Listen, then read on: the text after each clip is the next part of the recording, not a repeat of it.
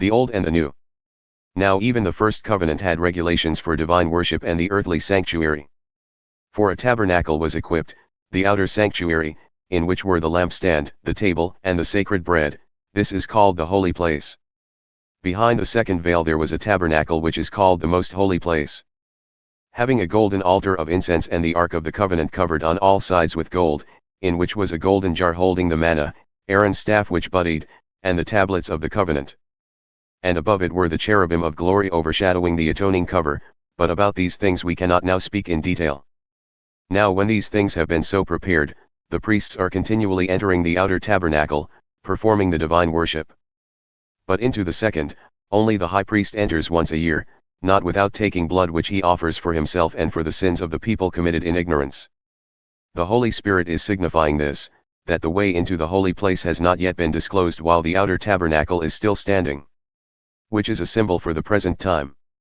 Accordingly both gifts and sacrifices are offered which cannot make the worshipper perfect in conscience, since they relate only to food, drink, and various washings, regulations for the body imposed until a time of reformation. But when Christ appeared as a high priest of the good things having come, he entered through the greater and more perfect tabernacle, not made by hands, that is, not of this creation. And not through the blood of goats and calves, but through his own blood, he entered the holy place once for all time, having obtained eternal redemption.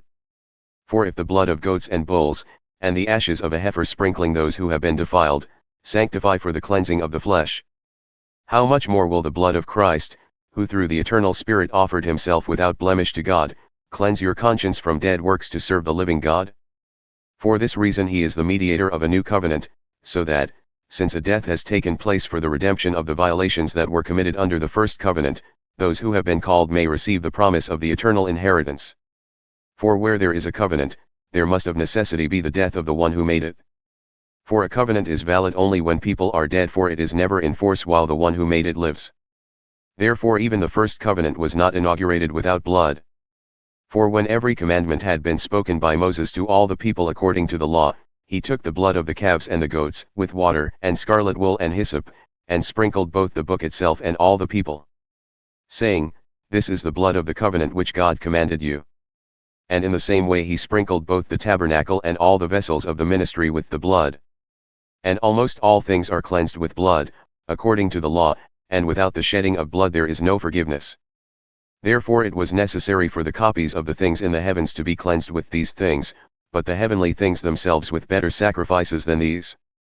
For Christ did not enter a holy place made by hands, a mere copy of the true one, but into heaven itself, now to appear in the presence of God for us. Nor was it that he would offer himself often, as the high priest enters the holy place year by year with blood that is not his own.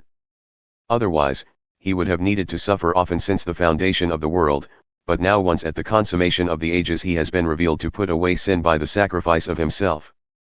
And just as it is destined for people to die once, and after this comes judgment, so Christ also, having been offered once to bear the sins of many, will appear a second time for salvation without reference to sin, to those who eagerly await him.